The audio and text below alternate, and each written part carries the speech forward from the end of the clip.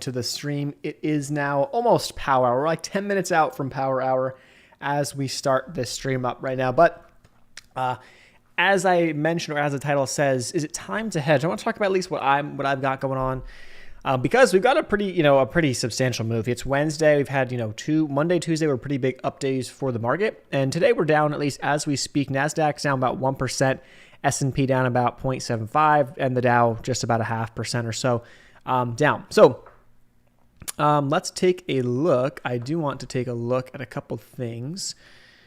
Let's go to FinViz really quick and check out what's going on underneath the surface here. So today, as we speak, as we're filming, things have been trending down a little bit this afternoon so far, but 35% of stocks are up, about 60% down, and we got 200 stocks, over 200 stocks hitting new highs and only 60 hitting new lows.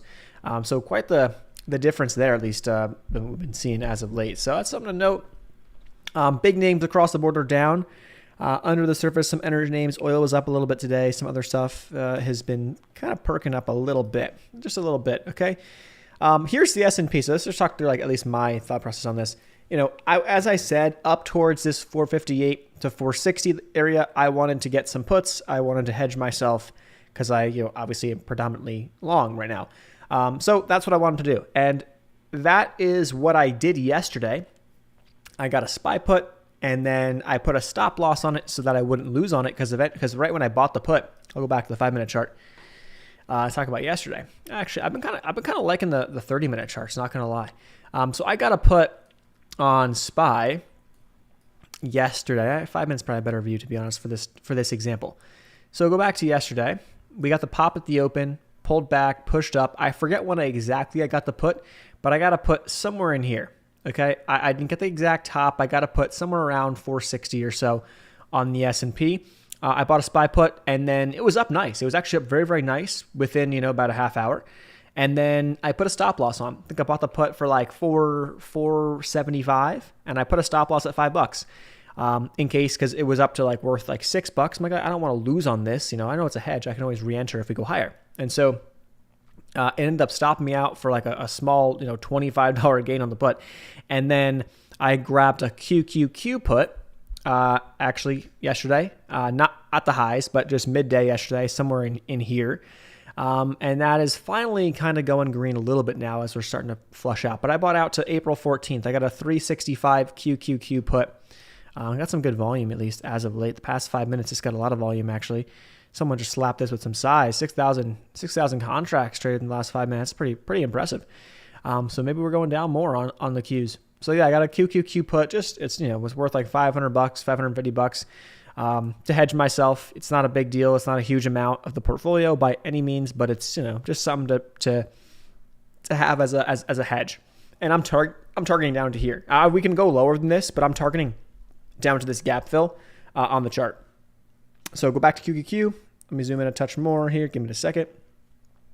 Here's the gap. So we gapped up from Monday night into Tuesday, and we, didn't quite fill the gap Tuesday. Got kind of close. So I'm looking for a move back down towards that 365, and then I'll be looking to see, do I want to take profits there, or at that point I'll probably put on a trailing stop loss and then just ride it down if we keep going down, and with the trailing stop loss and just moving it down as we go down if we keep going down. Just because at least it'll be green. It's green right now, so I don't want to let a green play go red on me in a sense. It's not a huge deal. It's a hedge is a hedge, but it's happened to me before where you have a hedge, works out really, really well, and then you kind of hold it too long, and you had good profits, and then you end up letting it expire worthless. And it's like, well, I had decent gains on the hedge. It didn't completely hedge. It didn't really do what I thought worst case scenario we could see. And then it ended up kind of like, oh man, well now here I am now down on the hedge, and now the market kind of goes the other way. And so it's like, I don't want to end up having that situation, ideally. So if we go nice and green on it, I'll put a stop loss on it, and that'll be that on that guy. But yeah, other than that though, I'm not honestly, yeah, could we see a bigger move? Could we see a nicer pull down? Let's look at the S&P. I think SPY is a good, way to look at this. SPY's got a gap fill too, down to about 456. I would love to see it come back down towards 450. Would love that, and then really consolidate there and bounce from there. But if we do that, we again, from where we are right now, from where we closed yesterday, different story. But from where we are right now, we are still within 4.5% of all-time highs.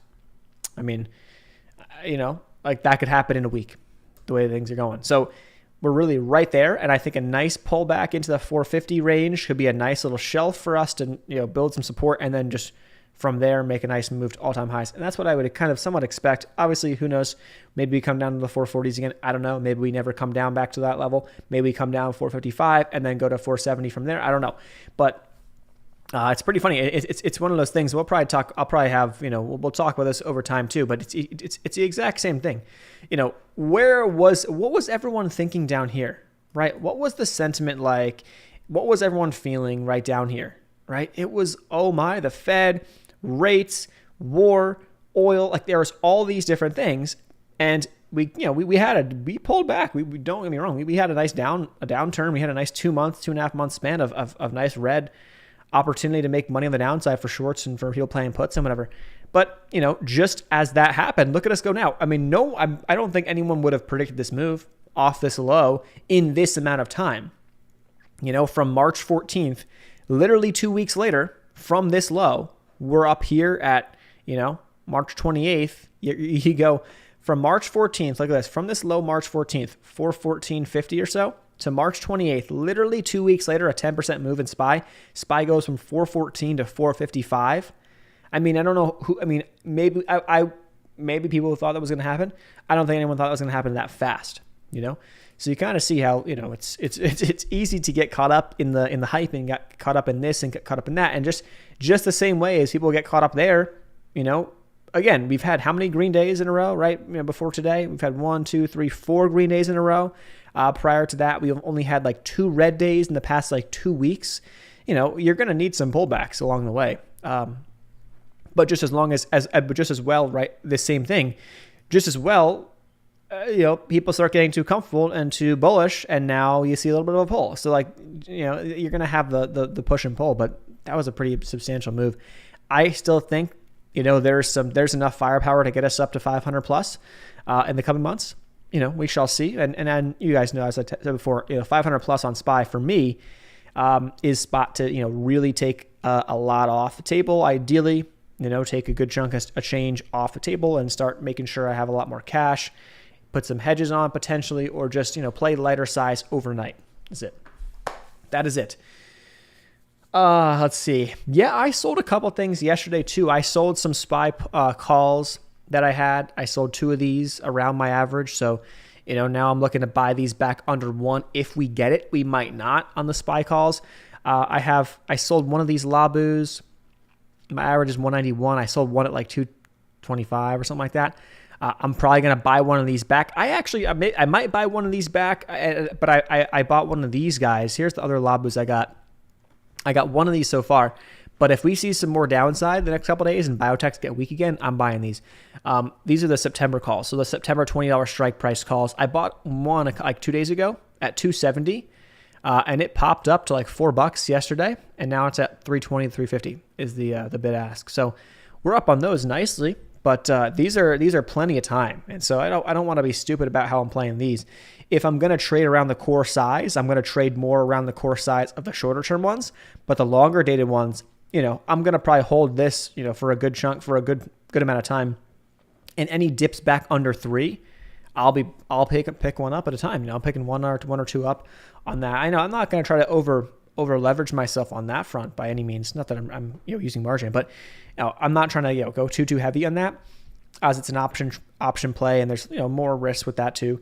And it's a 3x ETF, so there's a lot of risk on that front. But with what we've been seeing, there's some day to day. This is honestly now that I've been following this pretty close, honestly, I might just trade this stock all the time. It just might be long, short, puts, calls. I may just be in Labu all the time. Biotechs. I mean, I like playing it. So right now we'll see. It kind of had a little bit of a pull on Monday, and luckily I bought that dip, and now I trim some off and just to lighten up, and we'll see, and we'll maybe reassess if we get a little bit of a dip from here. We'll see though. We shall see. Taking a stab at AMC. Let's take a look. I'll take a look at AMC. Yeah, that's that. Well, that's the pullback thought process. I'm thinking that, to be honest, is this is the time. Not right. Maybe not today, Okay, this gap fill would be good, and then I maybe would think about taking something off the table on the hedge. But from here, yeah, could we go lower? Could we go to 450? Could we go to 445? I don't know. Sure. But like those are the types, if we pull back on SPY into this range and people start getting super bearish again or whatever, I don't know. Maybe people will, I don't know. That's what I'm looking to add. I'm looking to add, and I have a couple select things that I'm, look, biotechs and airlines. If we get some more dips on those are the two things I'm looking to add in. I got load again. I got back into load. 50 SMA bouncer. So I snagged 1,000 shares yesterday, just kind of, I won't say luckily, but I grabbed it towards the close. And it was up over 170. It hit 175 today. Wow, I didn't realize that. I got 1,000 at 157. I want to see it hold the 50 SMA, but that's not my plan. Actually, the plan is $2 is the target, but I'm going to add it down to 130 or so. So I'm risking 125. So I don't know if we're going to get down that low. I've wanted this guy for a while. This is going to be a bit of a longer swing for me in terms of a mining play. So with gold and stuff, and obviously they've made some transitions to more of like the EV almost in a sense. That if we go to their site, and I read some of their stuff yesterday, they're kind of looking at more of the renewable metal type energy, clean fuel kind of industry, and so that's where they're kind of pushing now. But that said, though, I like this. I like it. So my plan is this. I'll just draw in some levels. So I added once here. Okay, there's one spot. I'm going to add one more here at like 140. Where's 145? 145. And then the next add would be roughly at 130, which will be here. And if we get those, I highly doubt we're going to get all those adds. But if I get all of those, great. I'll have a position that'll have an average in like the 140s. And then the risk will be down towards 125 or so. So, okay, from that level right there, risking myself 15%, sure, but I'm targeting $2, which is up here, 30%. So it's a good risk reward. That's how I'm going to swing that one. Those are my levels to add into on load. I don't know if we're going to get it. The 50 SMA is like right here at this 157, so we may not get it, and that's fine if we don't. I'll just ride what I have and, trim some shares off along the way, and that's it. But that is the plan, at least, for me on that guy. So yeah, kind of just making some, just adjusting. Nothing crazy. It's same kind of ideas, same thought process, but just kind of adjusting off of, pretty much what's been going on and all this stuff. The Jets ETF had a nice gap up yesterday off of oil coming down pretty hard. Oil's kind of come back a bit. Here's USO. Let's pull up USO. USO, United States Oil Fund. Yeah, oil's definitely come back. It's not back to last week's highs, not there, but we kind of perked back up. So what you want to see now is, oil failing this for more moves in the airlines and travel stocks. We'll see. But yeah, I'm positioned fairly well on that front. So I can see a pullback coming in those. It's not a big deal. I'm not really too worried about those if they do that.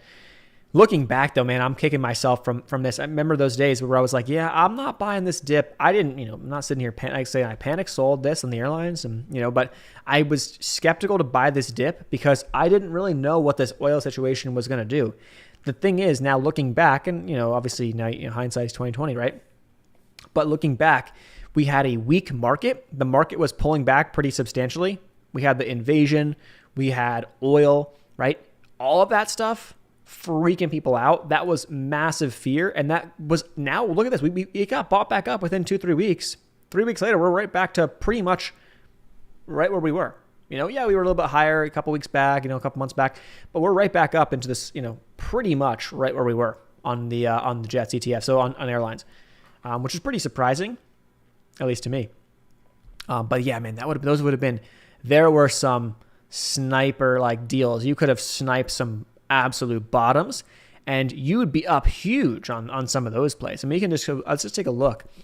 Let me just look at my JetBlue contract really quick, which we're sitting like pretty just a touch red on those right now. But look at this thing. So these dipped down to $2.14.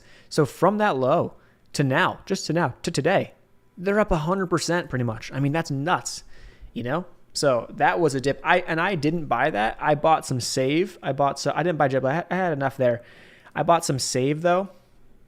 some Spirit. I forget where I bought, but I bought around $5. They're going for $5.35. So I guess technically I bought the dip, but not really. These were up over 10 though. Look at this. Spirit, these contracts hit $10. Back when they had the news of Frontier buying them out, or Frontier potentially buying them out. Man, so those could go. I think those will be fine, but these are 2023 contracts, so I got plenty of time on them. That's why I wasn't super worried about all that stuff. But man, those are killer. All right, let's see. Neo Gap. Let's take a look at Neo. Neo is doing pretty well earlier today. It's up today. Oh, look at that. It got hit pretty hard. You know what? To be honest with you guys, oh man, that's disgusting. That's a disgusting move. Ouch, man. This could be a decent short idea just because it's giving it all back. And if the market stays weak for a couple of days, this is going to come down, I think, a little bit. But yeah, we have this gap, this gap right here to $16 or so in the 16 range. We could potentially come back down at low. I had levels down here towards $10, honestly, which is nuts to think about. But yeah, that's where I was kind of looking at on Neo back, a couple weeks ago when we were dropping and dropping and dropping. But yeah, we're getting rejected again at this 23, 25 area. So couldn't break that. 50 SMA sitting right here. It's kind of struggling at this level. I mean, it's given a ton back. It's given over $1.50 back. But that doesn't look nice. I wouldn't want to be long, to be honest, on this week's expiration right now with that. So, not like super, super interested. But if I had to take a play, I probably would take puts because it's getting rejected. And I could see a couple day pullback on that. Sen and Lucid. How is Sen doing these days, man? Look at that. So, this is very similar. Oh, you know why? Because Mullen popped today a little bit. Mullen had some news, a little pumpy type of news. I don't know. We'll see. But it had a nice little pop. Sen, here's your spot. Let's draw it in right here. 215. 215 is your spot. That's what's holding. Below that, I would potentially expect closer to the 50 SMA, so under 2. You're probably going to get. Could it go down lower? Sure. Could it hold this level and keep going? Yes, but this is your spot. So it's the same thing as Mullen. It's the same thing as a lot of other plays we've been watching, right? If this line in the sand holds at 215, yeah, you're good. You're good to play this thing to the upside, and it's going to possibly set up to squeeze some more shorts because, hey, those who shorted this thing, right, up the past couple of days, if it doesn't fall through this 215, the hard to bar rate's not that bad. They're waiting on this thing. They're waiting. And if it's not working their way, they're eventually going to get squeezed out. They're going to cut it off. And that's going to add to some buying volume to send this thing back up. So yeah, I mean, I think it's okay. It's a momentum play. Volume's been elevated. So watch the volume. If the volume kind of dies out, which it looked like it was kind of doing yesterday, if the volume kind of comes back under 10 million shares, just be careful. But yeah, this 215 is your spot. LCID. I haven't seen the chart for this guy in a couple of days. All right, so Lucid, look at this. Support was right here back earlier this year, 25.50. Got below. That was your resistance. Support down towards 21. Now you're kind of holding up on this 25. So your 25 is kind of your support now. But this thing had a little pop, and now it's pulling back. Some EV stuff was popping earlier today, from what I was looking at. It looks like, now that I just saw Apple pop up on the left, Apple is going to have, AAPL. I always do APPL or AAPLL for some reason and not AAPL. Apple is set up, unless we have a surge to the last 50 minutes here, Apple is going to have its first red day in 12 days. It's had 11 green days in a row. So this would be the 12th, but it's going to probably be red, which is nuts. Here's my thought on Apple. This is something to think about. Right? This is not meant in a negative way or to scare people or by any means. So that's the last thing I care to do. Here's my thought on Apple. Okay, if you happen to be someone or someone, this is something because it hits home because I know many people, and I know also in my own family, right? I know my dad did quite well on Apple, years and years ago, back when I was before I even knew what a stock was. Essentially buying Apple, right? You go on this crazy run of Apple, right? And now the thing is about to push $200. So if we see all-time highs on the S&P, Apple's going to probably go up towards $200. If that's the case, in my opinion, it's not a bad time to start to thin your position. Apple over $200. It's been euphoric. Here's the chart over the past couple of years. This dates back to, let's go back to the pandemic. It's right here. So the left of our chart is the pandemic, and then right's right now. Okay, this thing has gone on a crazy run. It had this crazy uptrending channel. We never really came back down towards the bottom. We got close.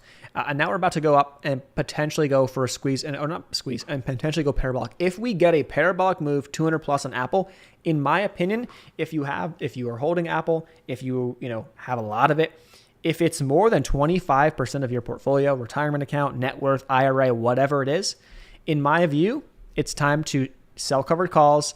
If they get taken out, they get taken out, or just start to trim some of your position, and don't let that become half of your net worth or more than that, because then all of a sudden now that's a pretty big risk given what's happened. And who's to say? Obviously anything can happen over the next 5-10 years, but everyone always talks about this.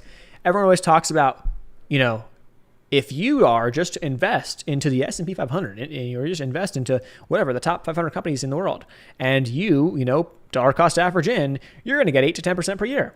Well, what happens if there is I don't want to say crash. What happens if there is a significant correction and stocks lose 30 to 50% of their value, such as Apple or the S&P or something like that, right? And then we go on in a span for like a decade where maybe the average is like 3%, right?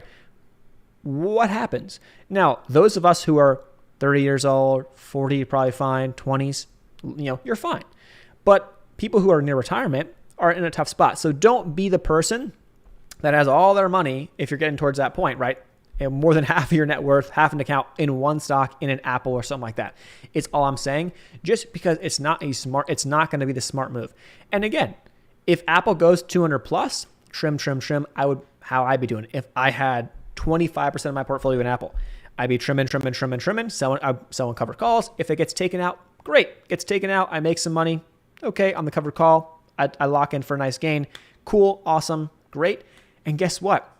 The next Apple is out there. The next Apple is sitting there under your nose, and it'll be a lot more fun or a lot less stressful, in my opinion, for the next couple decades to find the next Apple, right? Apple's had a wild run. Could it keep going? Sure. But eventually, like a lot of other companies out there that were so amazing 3 decades ago, even a decade ago, that have been phased out by some of the newer tech plays and stuff, eventually kind of things shift. So now it's kind of looking to find the next Apple, as I'd say.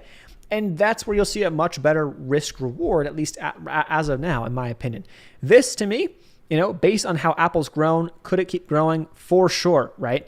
But this is they're getting to a point. At some point, this is not going to be returning you what it's returning you, and it's also a pretty big risk in the S&P because Apple and Microsoft have over a 12% weight in the S&P. So if Apple and Microsoft, something happens to them, the S&P is getting tanked. You know what I mean? It's just not a good idea to have all your money in one spot. That's all I'm saying. All right, let's take a look. We'll talk about Mullen in a second here. I've been swinging Labu and SOXL options. Been the best plays. Yeah, man, I'm still there with the Labu. Just the way I'm playing the Labu is, again, just trim in, add in, and day like yesterday was a day that, or even this morning you could have played. Look at Labu this morning. At one point today, here's the 5-minute. It hit $18, hit over $18. So now it's tanking. But if you sold any yesterday or today, guess what? You can buy him back right now for significantly less. I mean, I sold some of these. I have an average roughly at almost, we're right back to my average. I sold some of these at like 225, 240, something like that. They popped 280, 289. Now, guess what? They're back to my average. If it comes under my average a bit more, I'll probably snag 1 or 2 more contracts. And then, same exact thing. We get a good ripper day. I'll sell 1 or 2 of the contracts, leaving a core. I'm not going to sell all of it, but leaving a nice chunk of the position there just so that I can capitalize on a bigger move, which I still believe with leaving time on the options. June's 3 months out still, right? April, May, June. Yeah. Still 3 months out. We saw what happened in 2 weeks on the S&P. A lot could happen in 3 months, So that's just how I see that type of stuff. I'm going to come back to a couple names in here in just a second. I think a lot of people have long-term investments. Well, I don't know. We'll see what happens, but like I think we're gonna go through a period of time where you're gonna want to be, the easy 6 to 10, 8%, whatever the number is. What happens when that no longer is so easy, right? It's the same thing. It's like if it's too easy, it's too simple, and still people over the years still haven't caught on to that, and still are like, well, I want to make 100% this year. Like, yes, I know. Don't we all, right? Don't we all, right? So, but a surefire way to essentially get rich in the long run is to do that.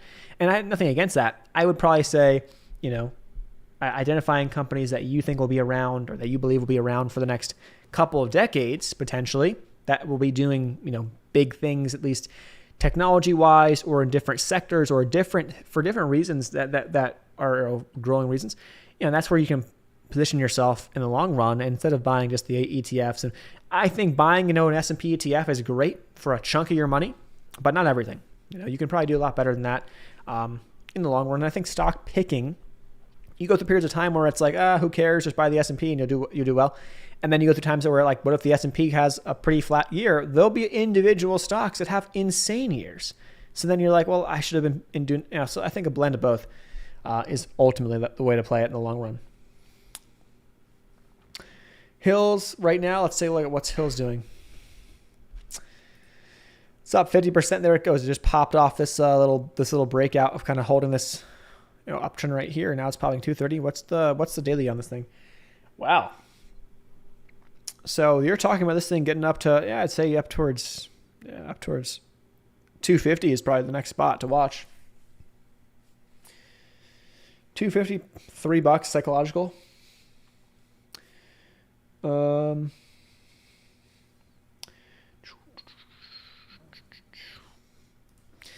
not a big fan of buying. I'm not a big fan of playing these things after the fact because it's just like, I don't have a good win rate with that type of stuff, and I don't know much about it. But I'm just gonna, it's a biotech play. I liked it. Hey, when we get some bios running, man, it's what I like to see. It's what I like to see, some bios making some big moves.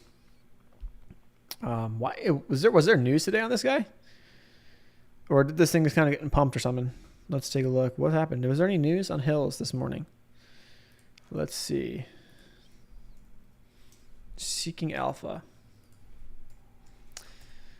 No, there's no news, at least from now. I don't know. That's a good sign, though. When bios start running off of no news, man, I mean, that's great. This has a nice little building higher lows. There was a buyer the past couple of weeks, and now it just, boom, popped off 60% day. Mullen, crazy day today. HYMC is range earnings tomorrow. $45 billion in gold and silver still untapped. Yeah, the only thing about that, I don't want to say I'm concerned, but like it's become a meme in a sense, which it could be great, but it's a little risk. I'm not a fan. Again, why? It's because it's too mainstream. There goes there's 250 on Hills. Boom, 255. It might get halted up right here. 257. Boom, that's killing it. Yeah, but the HYMC, I don't know. I'm just like, it was tied to AMC. This thing is just going straight up. What's the float? It's like a 4 million float. Jeez, no wonder. At least that's what I'm seeing. 275. You might get that 3 right now. Hills News. Yeah, okay. 278. I could see $3 popping off here pretty soon. Market's pulling back a good bit now too, which is, I mean, we see all these candles, man. This is where you can get screwed. You gotta be quick. If you're gonna play breakouts like that, you gotta be quick. Or you're adding into the, you're kind of anticipating the breakout, which is people think is stupid. I don't think it's a stupid play. Well, I've noticed to myself that, to be honest, sometimes the losers or whatever will stack up to be stocks or plays or whatever that you buy at resistance. Well, it's one thing to buy at resistance, but it's also one thing to say, hey, if you're looking at Hills and saying to yourself, well, you know what, this thing has been holding like this trend, it's been holding this 50 SMA today, actually, I'm going to buy this thing. And if it cracks below here, closes a 5-minute candle below here, I'm out, but I'm looking for a breakout move. It makes sense, in my view, to be buying that pre-breakout. I don't want to be chasing it after the breakout. I'm more interested in saying, hey, I can anticipate a possible breakout here. I'll keep my stop pretty close. But if we get the breakout, in this situation, Even if you bought this thing at like 199, risking yourself 2.5%, like 7 cents, risking 7 cents. But if you get the breakout, you're going to get, 10, 20, 30 cents possibly. So it's not a bad risk reward, I guess you can also play it of, it breaks out by the pullback from there, the retest. But after you get spikes like this, I don't know. Maybe this thing has more in the tank. I don't know. But after a spike like that, 278, this thing got hammered down back to 237. I am not interested in buying that dip. Maybe people are, and maybe it works out, but I'm not interested in that. You got the massive squeeze out, boom town move. Take something off into that, lock some gains into that. And if we keep getting continuation, great, you've got some shares for the ride. But if you don't, don't be stupid and hold this thing back down below like $2, because that's no longer the trade, right? If you're gonna hold this thing back below 2, you just had the thing up over 250, But that was nice. Doing what Pick did last week.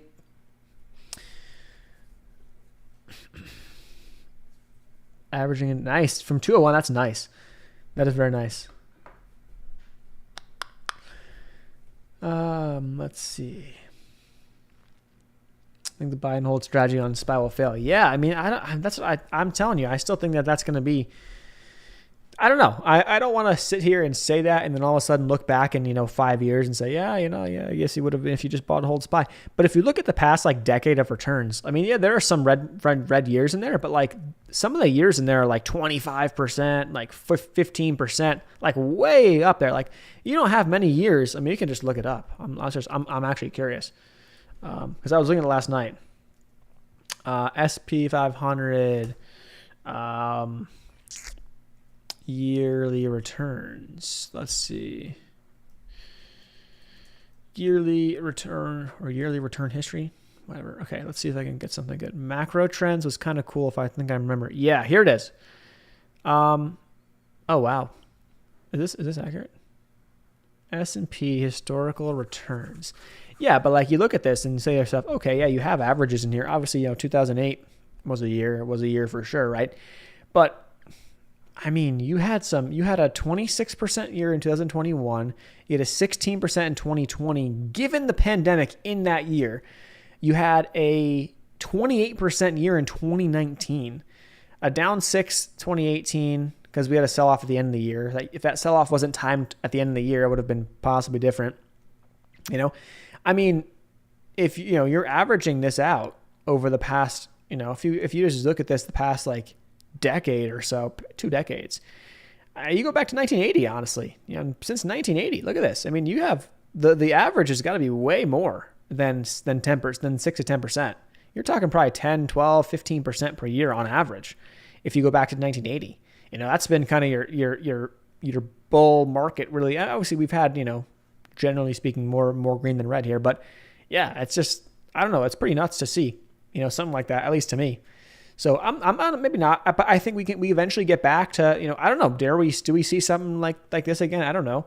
But, what if we have a pretty nasty year like 2008 or something like that, and 2008 is then followed by a couple more choppy years, some smaller green and some bigger red. So, you know what I mean? That's just the thing is it hasn't been, history says all this stuff, but it's something just to make sure you're aware of, going forward. I don't know. Maybe I'm just thinking out loud, I guess, but that's at least how I'm at least thinking about things.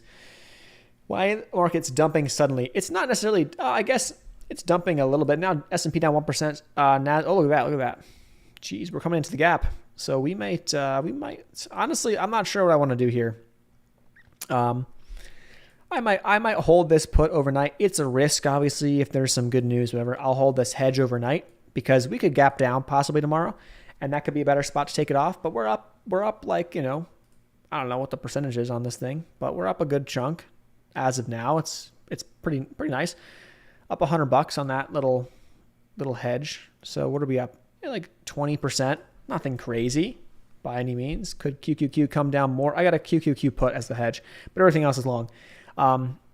So yeah, this is coming into my spots that I kind of like. The 365 is a really good spot. And at this point, unless we gap up huge, it's probably not going to be a red trade. So we'll see. Obviously, I'm probably gonna leave this to go overnight. Still got a half hour to go. But there's no, I mean, again, why was the market up for the past 2 weeks? Up like what did it do? It went up how much? 17% in 2 weeks. I don't know. I mean, like, just it's the same thing, right?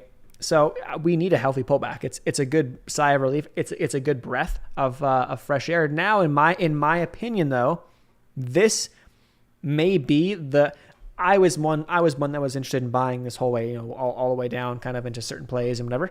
But this may be a really good opportunity for kind of your chance to catch those dip ads on stuff that you like, that you missed entries on, and now they ripped a little bit, and you don't want to buy them, and now you're like, okay, they come back a little bit.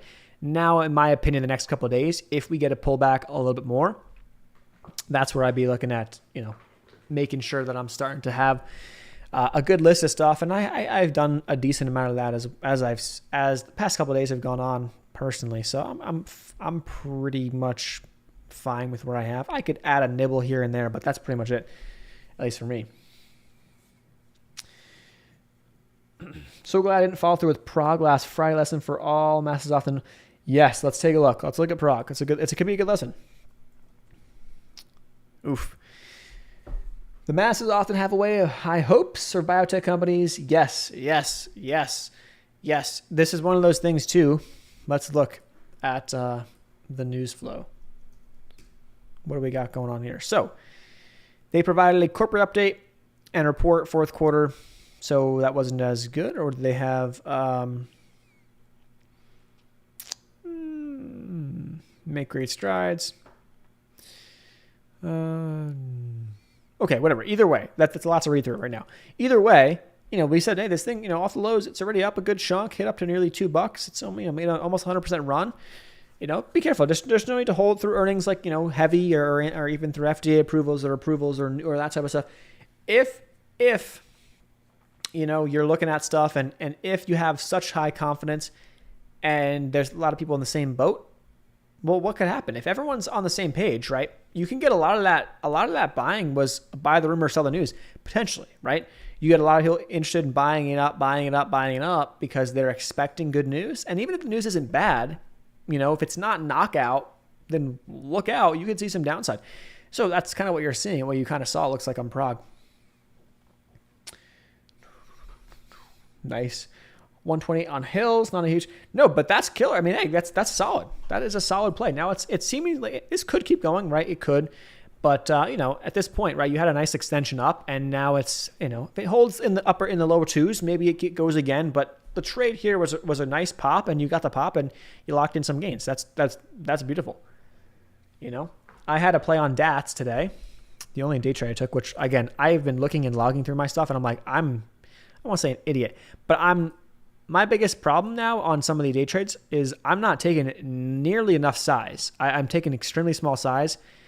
I guess that's because, I have enough other stuff swing-wise that I'm in and whatever, so maybe that's just clouded up by that. So we'll see. But I'm not taking very, very heavy size on these types of plays. But DATS, I had a nice play this morning. I was like, hey, this is holding trend here, and if it holds trend, I want to get in. So I got in like the 260 area, and I sold up towards $3. And then it started to fail it, and I saw it got rejected at 3, failed VWAP right here, and I got the rest out. But I had an average like somewhere in here. Made a few bucks, and that was it. Like, okay, the first few minutes the market opened, and it was like 9 a.m., at least my time. And I'm like, okay, well, that's it. I don't like anything else right now, so I'll just, leave it at that. But, yeah, I mean, like, I definitely, this is now cracked trend, so now I kind of see this could be a possible short, right? See, look how this played out. Had a nice little trend, popped up, couldn't break 3, but you got the extension, you got the pop. Now it comes back down. Maybe there's a possible add on the trend. I'm not a huge fan of that. After you get a nice little extension, it breaks that down, right? Pulls back down here, hit 230. Now it comes back up. Guess what it did? Got rejected right at our trend. And this has been drawn in for, since this morning. So got rejected right there. And to me, that's your risk. Now okay, if I want to short this thing right now, let's say I do. Now my risk is 255. That's it. Simple. I mean, it's now told me where to risk off of. The biggest mistakes I've just been journaling through or just jumping back through some of my old stuff and just day trade wise, or mostly just day trade wise. Swings is a different situation because they take time to play out, and usually some of them are fundamental based, so it's difficult to judge what works, what doesn't work, right? On that front, all the time. But The biggest losers on day trades, random impulse buys, because I think I could scalp it or whatever, and add ads down or up. Add ads, meaning, hey, the thing is coming down on a day for like, it had momentum. I'm looking to risk it off of a certain spot, or I'm looking to buy the dip here today for a bounce. Those ads, whether it's a stock that had an offering or had, bad news, and I'm looking to buy the kind of the flush, but buying without a key level set, or the ad on the short side, right? So let it do, like it's people try to, and you get caught up, and this is one of the biggest things mentally, right? You get caught up in the market open and the volume and this and that, and like, okay, I only can trade this time or that time. So that can throw you off for sure, depending upon what you're doing in the day, work, school, all that type of stuff. And I've gone through a lot of different things, right? In terms of that. So timing wise, it gets all wonky, but let it develop. And now it tells you. So for example, DATS, it tells me, hey, 255 is the spot. That was an area that was support. We fell below. Now it's resistance. We break above that. There's no need to be short. There's buyers come back in. But for now, right now, shorts and sellers are in control versus at 255. So, and in the technical, the trend line that I had drawn kind of plays into that same way. So do I want an average? Do I want to get in now? I'm not like jumping or chomping at the bit to get in. But if I wanted to, if I was going to take this short overnight, then yes, I would be risking it versus this level. So should I take 100 shares just to work the thesis here? Let's do it. Can I get it? Let's see if it'll even have available. Yeah, it will. DATS has shares available. Look at that. There we go. Borrow rate's 32%. I'll hold it overnight. I don't care. If we get filled here, then my risk is that 255. So I'm going to risk 10 cents. And then what's the reward? I think we can see below the lows, to be honest with you. But the lows, the first target will be down towards 230-ish, 233 probably. And then below that, we can see a bigger push down. So we're filled. We're in. So let's just do 100 shares to test that thesis and let the trade ride out. But we're looking maybe down towards even $2 could be a better spot to the downside. That was the first area of support after the initial pop off the news a couple days ago was $2. So yeah, this could have a nice little, pull back to that range. We'll see. That's the idea. But yeah, letting it literally tell me where the spots are first, not trying to jump in, and say, I think it's the top here. Let the top be put in, get a test up against that high. We don't break the high. We get rejected, short it versus that high. That's it. Let it tell you where to risk off of. And, it's usually a lot, I found that's a lot better. Instead of trying to guess the bottom or whatever. Hopefully QQ bounces off of the 120 MA.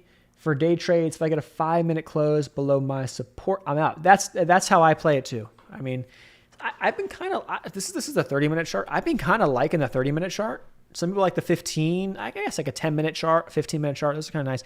Maybe a 10-minute could be better. Let me pull up if I can get a. Let me look at let me get a 10 or a 15. Let me get a 15. Pull a 15-minute chart in there because I kind of, I've just, for some reason, I kind of like the slightly bigger time frames. So, here's a 15-minute chart. I think a 15 could be a good time frame. I kind of like these charts. So, on certain stuff, I found that like it's too, you get caught up in the choppiness of like open and this and that. Put yourself on a 5, 15, 30-minute chart. 1 hour chart could get a little bit, could be a little bit too long depending on the situation. But put yourself on those types of charts and let the thing play out. And don't get caught up in the chop and the spikes and this and that. Tends to work out, it tends to be a lot less stressful. And that's at least how I like to do things. I don't want to be super stressed about, I got to get in, get out, hotkeys, this and that on a trade. Ideally I want to have, let it work. The thesis, let the play work, let the support resistance hold, let it break down, let it fall down, give it time. Same thing with Mullen. I think a couple days ago I had a short on Mullen and I made a few bucks on it. Yeah, it was this day. It was when it popped from 2 to this area right here. What did I do? I had a small short at this 275 I got, and then I sold it when it hit VWAP. I sold it for like a 10-cent gain. If I had let that play out, the whole day goes by. We never came back up and even tested that level. I was never in at a risk of going on the wrong side of this thing because, hey, I knew, hey, we got to break over this 275 for me to get back, for me to want to be long or for this to be the wrong play on the short side. And we ended up closing, at 240s. I could have got 20 more cents on that. The next day, I could have got even more. Like, it was probably just more of a day trade idea. But, letting it play out, I'm just trying to be too cute of trying to scalp. And, like, it's like the open can kind of mess with you that way. But now Mullen, though, by the way, zooming this out on like a 30-minute chart here, we blew right back above this 275, 280, and now we're holding it. So if we hold this area right here, this is going to be crucial for more upside. So if we don't hold this, I would imagine we can probably float back down, unless that news. Here's the news for those who don't know. Let me pull it up. When I saw the PR come through, I was like, "What the heck is this news?" Oh no, it was not a PR. It was like just someone said it. It was like the CEO said something on Twitter. Let me pull it up on Twitter. He said that their van company will be looking to get, or is going to get bought out or something like that. Let's see. $65 million in cash. Oh yeah, here it is.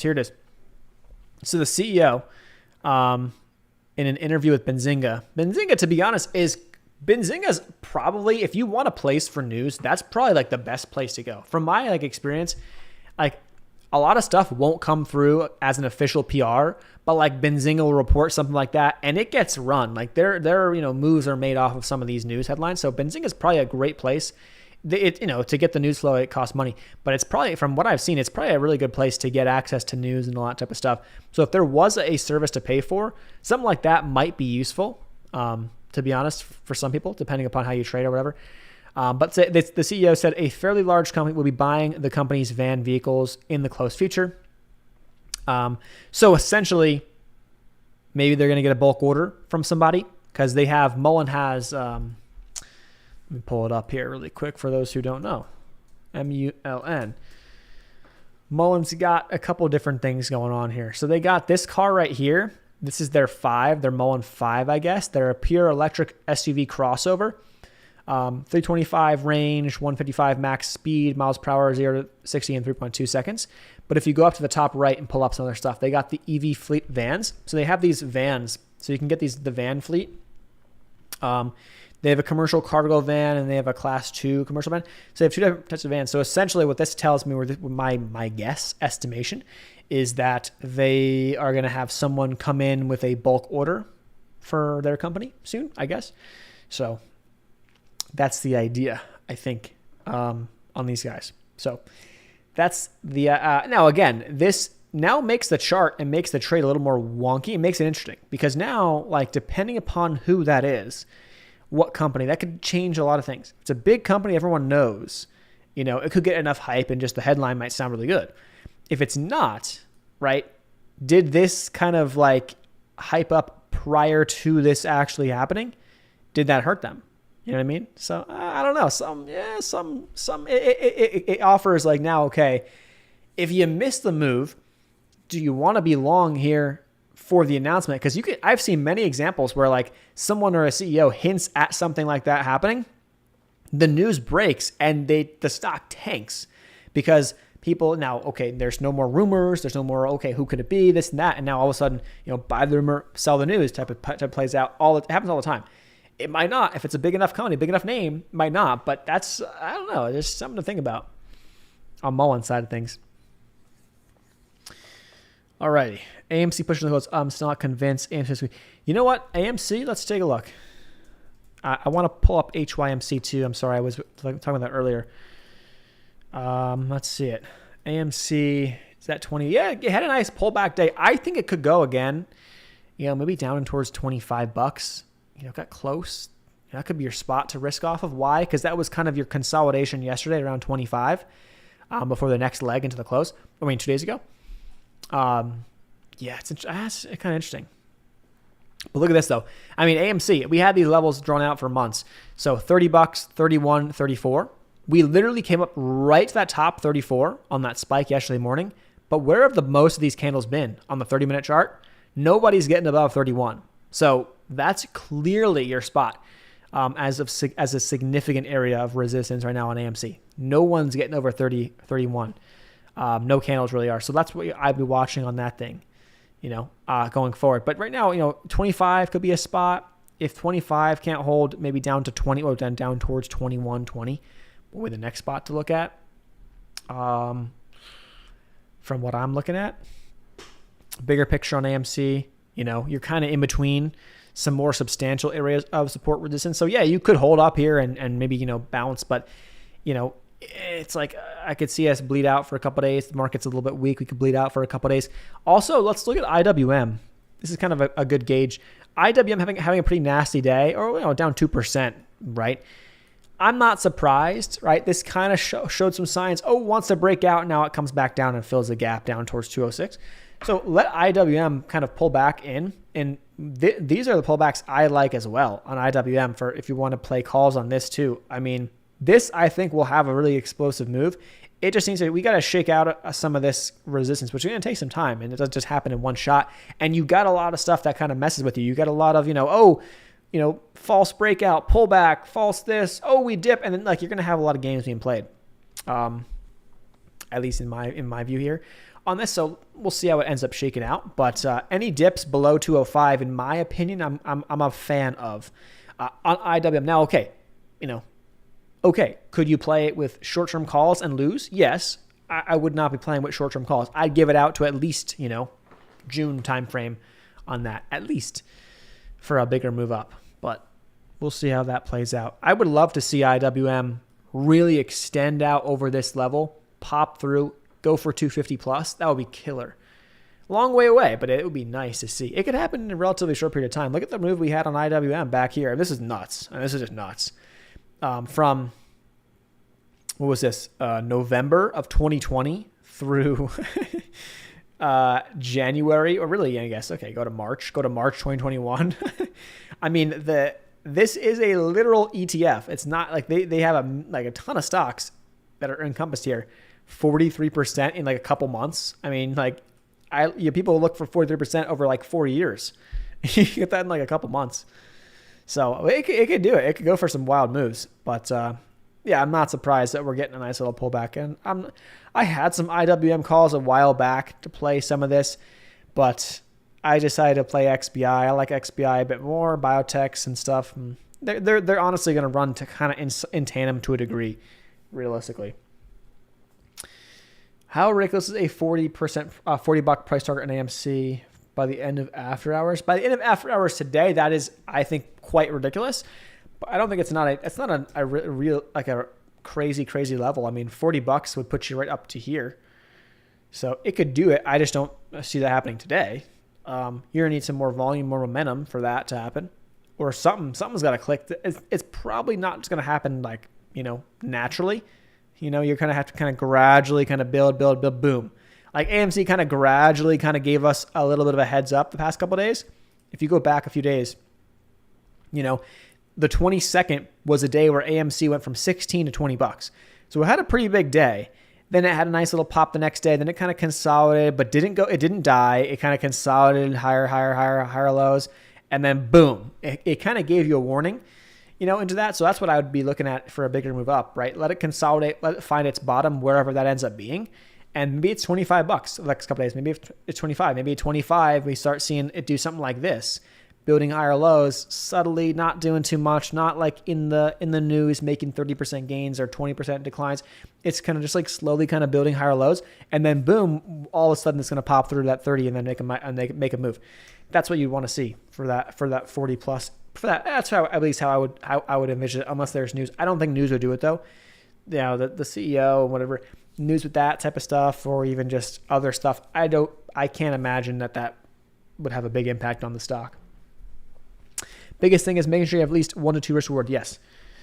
I always say 2 to 1 risk reward, but it's 1 to 2, I guess is the best way to say it. 1 to 2 risk to reward, risk being the 1, reward being the 2. You could play it with a 1 to 1. Technically speaking, you can go 1 to 1, but you just better know that I'm right 60% of the time, or I'm right 70% of the time on that strategy, right? So you could do it. You can play it a couple ways, but realistically 2 to 1, and then you can be right half the time. Or you could go through periods of time where, hey, like I'm wrong for like 3 months, or the market's just not working my way for 3 months. Fine,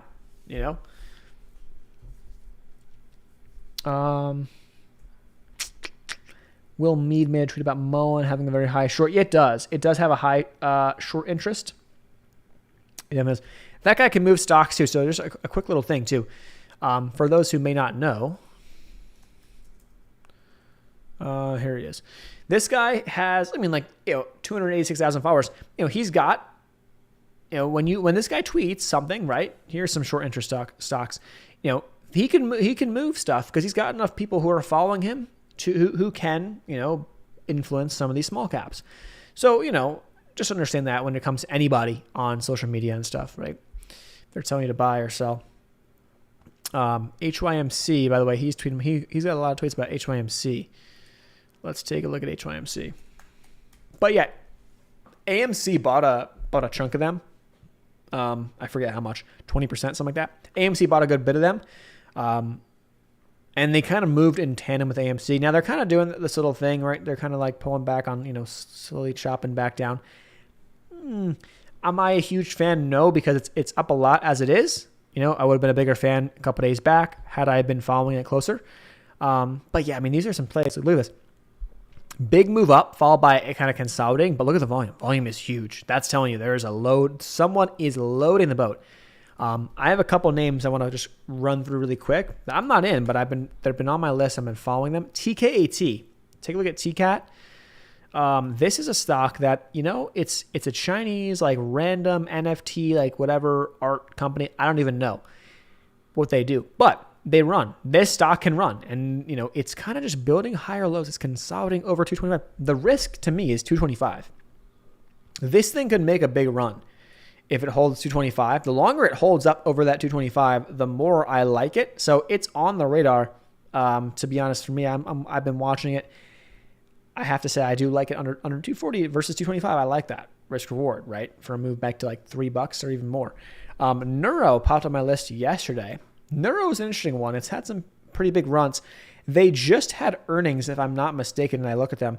Their market cap on Neuro is 30 million, and they have 22 million in cash from what I recall off the top of my head. So it's not bad. There are better, cash to market cap plays out there, but this has had some histories of massive, mega runs. This had a run from 3 to 38 in a day. That's just absolutely insanity. And so now it's kind of building right now as we speak right now. It's kind of been building some higher lows here. If it can hold up over $4, I kind of like that risk reward too on Neuro. So that's another one to have on the list just to keep on watch. Let's see if I got anything else that could be juicy. Oh, we talked about SunW. Here it is, SUNW. Sunworks. It's actually at a really good spot. I don't know if the market's weak. My guess is this could crack down below the 50 SMA. If the market's weak the next couple of days, so it's just going to be kind of one that plays a little bit in tune with the market. And then if the market's holding up and some movement into some renewable plays hits, this will go. But, this could be one to look at pullbacks towards, 250, risk it below, 240 is your max loss type of play. I don't know, something like that. It's sitting right there though. So this hold that 250, man, this could be a nice little, launching pad zone for this guy. All right. Let's see. Market stabilizing because yield curve is stabilizing. Let's take a look at the 10-year. I haven't looked at the 10-year actually in a couple minutes. I feel like it's been a minute. So I got CNBC. What do we got? What's the 10-year at? 10-year is coming back off. So hit that 2.5%. Pulling back a little bit. Oh man, I hate when that happens. Pulling back a touch. 2.35 now on the 10-year. So pulled back not that much, but we'll see. It's still building higher lows. We'll see if it goes for more here on the 10-year. The 1 hour, 4 hour, 1 day. Yeah, that's the thing about how I to be honest, I do like. I don't think I honestly will ever be. I will never stop swinging. I never will, but I definitely appreciate some of the longer time frames. For sure. Because you don't have to sit there and worry about stuff and the panic. It's you learn and you kind of realize, okay, some people trade, everyone can trade different ways, but you don't have to trade the same way that somebody else trades, and they might make a ton of money or lose a ton of money because they trade the open. And for them, it works because they got a strategy that works. But it's like, okay, if I don't like the open and I don't want to mess with that, and I want to let the open play out, give me the area it bounces, give me the resistance, establish my spots. Now, as the rest of the day goes on, I have zones, I have levels to work off of. I can play it off of those, as we start coming into certain spots. So, yeah. I mean, that's how I feel like I always am going to be. I'm always going to be looking at the bigger picture time frames. I just generally like that type of setup, like that type of way of trading more. Even though it's tougher because, okay, yes, you can't compound. You technically can't compound as fast because if you're a day trader and you can make 1% per day, obviously not every day, but if you make 1% per day and every week you're making 3%, well, you're going to be able to compound 3% per week. And maybe some weeks you have better, some weeks you're red, whatever, but you're compounding consistently. When you're looking at swings or longer time frames, stuff might take some time to work out. You go through periods where the market's hot, it's not hot. And so you kind of have the ups and the downs of that, which is, it's part of the game of swinging. Whether you're long or short, doesn't matter. Let's see. I think with that long-term call on IWM. Yeah, I think it's not a bad idea.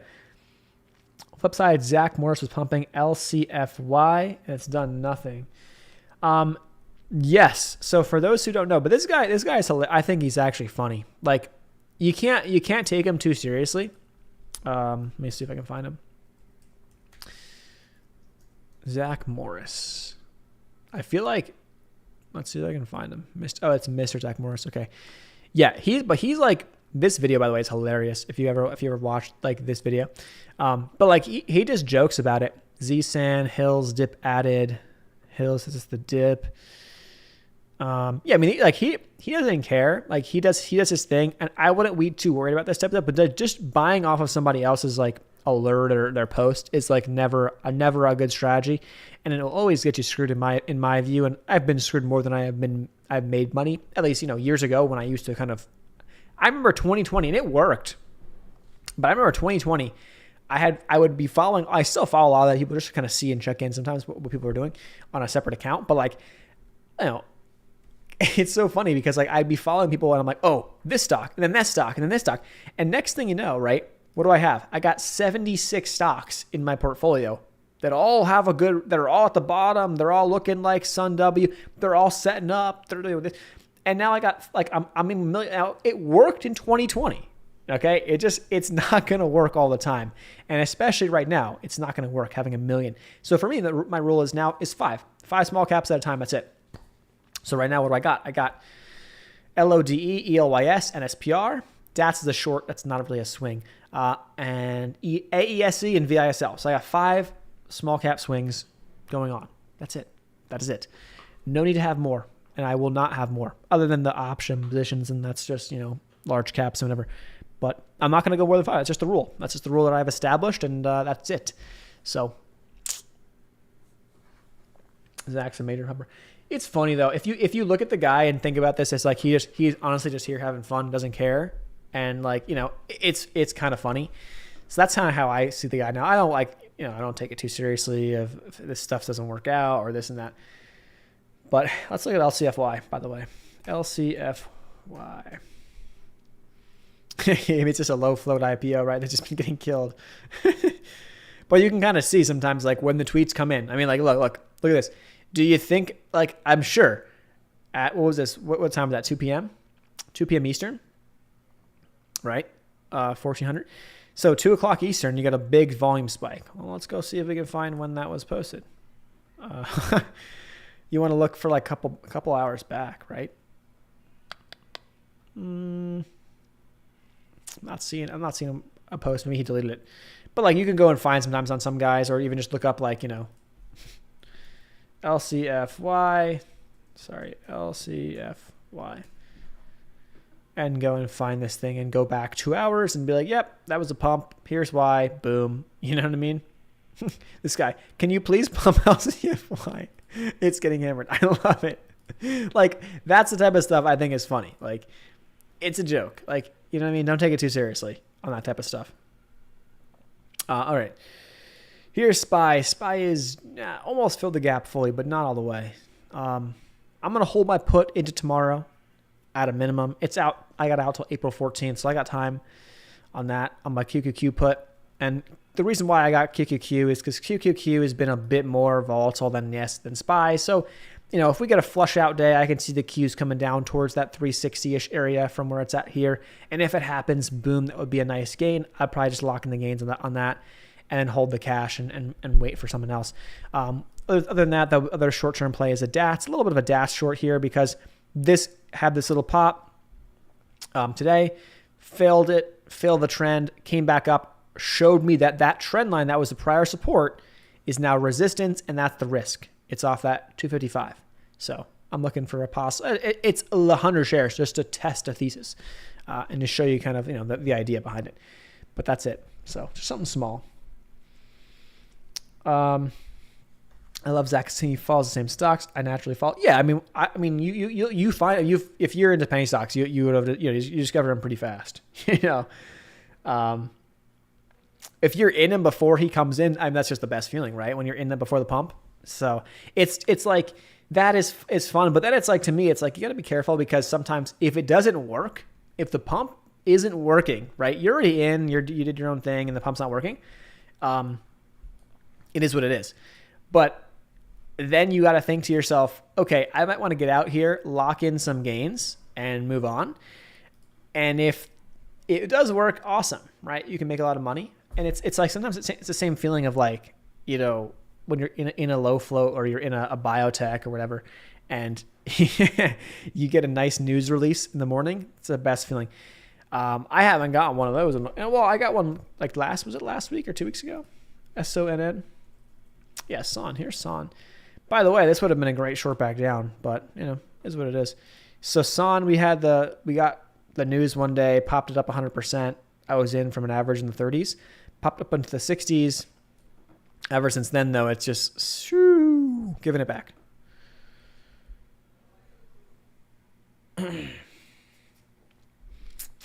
All right, so that's where we're sitting at right now. Com's getting some action. Look at that Com's breakout over the prior high right here, over 90 cents, which is good to see. Mullen up over 3 again here. Let's take a look at it. Yeah, Mullen, honestly, it's flagging into the close. It could be setting up for more here if we can get back over 315. GBTX, new low. Oof. DBTX. Yeah, I was saying, looking at this thing, I kind of like the look at the... it just touched those same lows. It's dead. It seems like it's dead in the water. But when you file an S3, it doesn't matter. I highly doubt they do an offering just straight up right now. My guess is, let's look. My guess on this thing, yeah, the S3 on the 18th. Yeah, my guess is that they're gonna pump. They're gonna pump before the offering. So my guess is that they're gonna do it. They're gonna try to get some news going here, and then they're gonna drop an offering.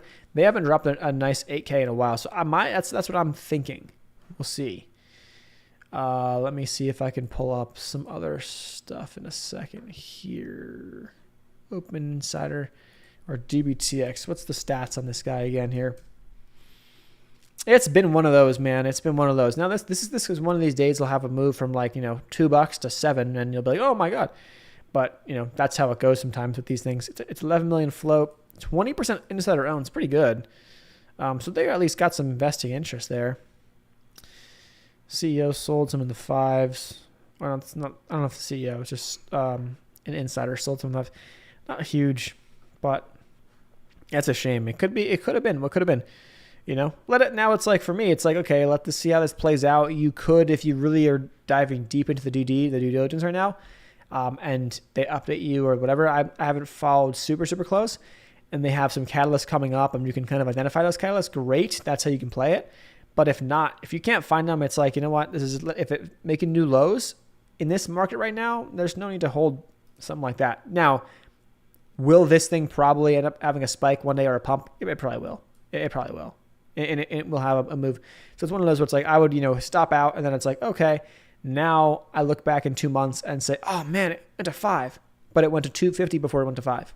So it could pull something like that. So I don't know. Just make sure if you're playing something like this, you're managing that accordingly, or at least risking not more than you're willing to, lose, which is unfortunate. Wonder what happened if you put $100 in 20 different penny stocks. I honestly used to do something like that. I had a strategy like that back in 2020. Now, obviously 2020 was, different market conditions, but I want to say that's what it was, but it wasn't like that on purpose. It was kind of just, it became that. It worked, but you have to be managing them. You have to watch them and manage them. And you could do it, but if you're not going to put stop losses on, you're going to get caught in offerings. If you're not going to sell any pops, it's very possible a stock could pop, 20%. And if you don't sell it right away or trim some off, they could drop an offering that afternoon or that night, next morning, and now you're down 20%. It's like, oh, okay. So you got to be careful. It makes it more complicated and more confusing. I prefer, hone into a couple, have a solid strategy for them. Say, okay, I know here's what I'm going to do. It's this. I'm going to add here, here, and here. For example, load, first buy-in here, I added. Second coming up here, third here. PT, $2. And then $2.50. But again, let it play out. And it may never get to those second and third ads. It may just go to 2. And if it does, great, I'll take off the profits. But sometimes it's how it goes. It's just, I prefer having less on the plate, being a little bit heavier, and letting it play out. By the way, here's the market into the close. A nice little bounce so far here, kind of trying to put some strength. Look at that massive candle. The market's closed now, but look at that big buying candle. Boom, went from 457 to 459 right there on SPY, like that.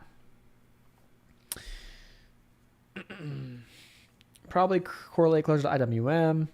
If you're getting super into smooth small, yes. Is CPI coming? Do we have CPI tomorrow? Is that true?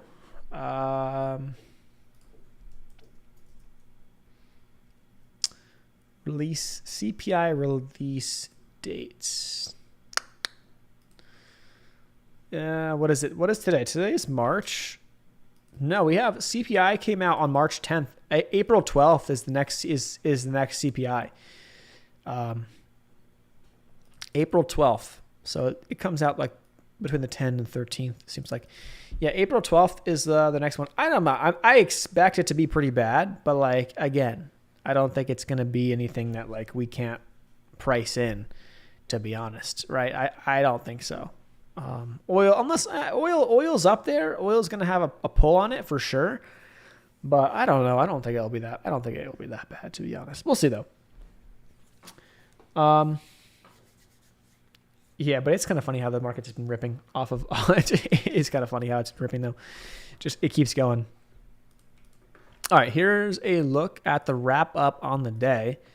So 30% advancing, 65 declining. We had 75% hit new highs, 238 new highs, 76 new lows, 57% above the 50 SMA, 42 below, and 35 above the 200 SMA. So Apple finally clocked in a red day. Man, it couldn't keep the trend going. Finally clocked in a red day here. Let's look at Apple. It had 11 green days in a row, which is the most since 20. I keep saying 20. It's 2003 on Apple. AAPL, let's pull her up. So first red day, only down a little bit over 0.5%. It wasn't that bad. But yeah, first red day there. It still held yesterday's lows, so it didn't drop below those levels. So that's interesting. But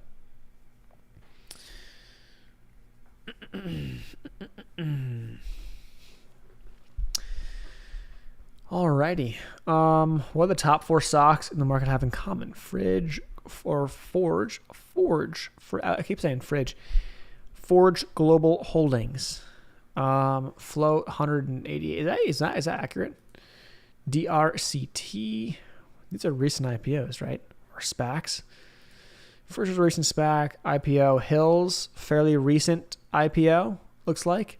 And then ADGI. It's got some gaps. ADGI, look at that chart though. Jeez. That's a chart and a half, man. This could have some explosive moves in the future. But yeah, looks like the floats aren't actually that small. Hills the smallest one. DRCT is smaller. So Hills and DRCT are smaller.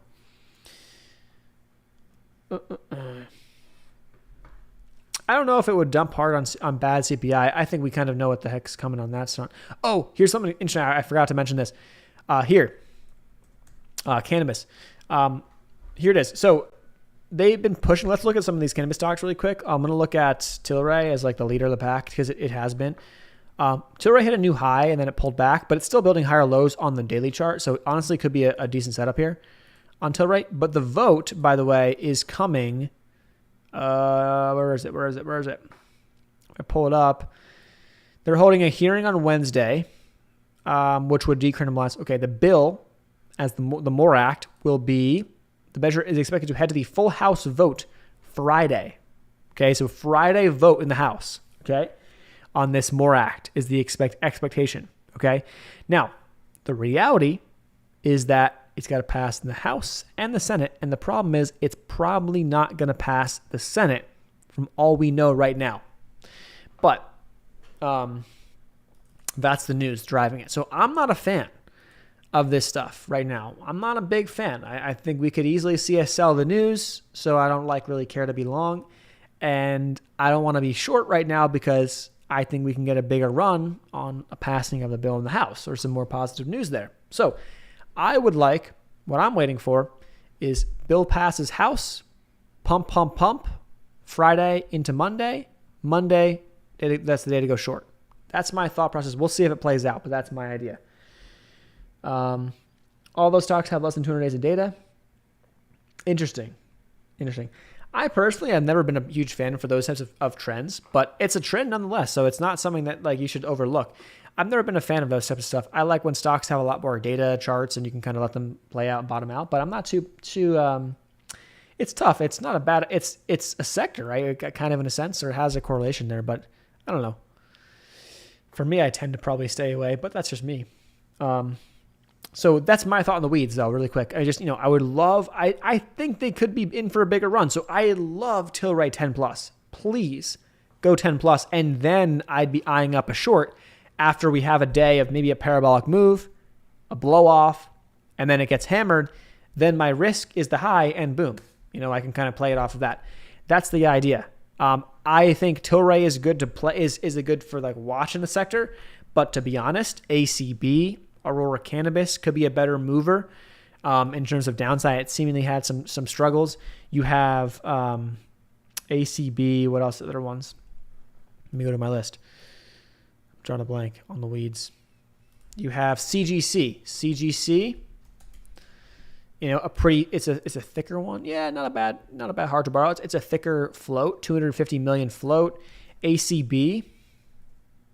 Aurora Cannabis is a 214 million float. Okay, similar.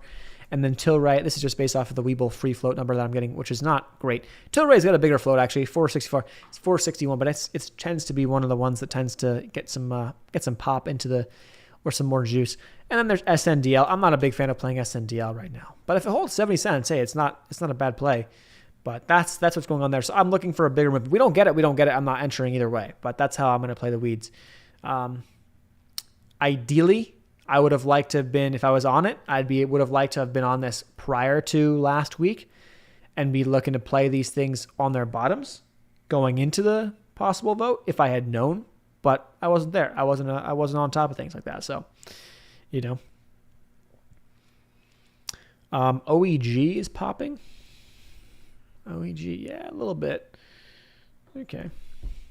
GFAI announcing earnings right now. Recent runner. GFAI. I'm pulling back on the earnings, looks like. Yeah, a little bit. I had an RH stupid just impulse play yesterday. Restoration Hardware.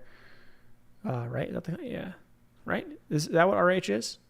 I'm pretty sure. I don't even know. Yeah.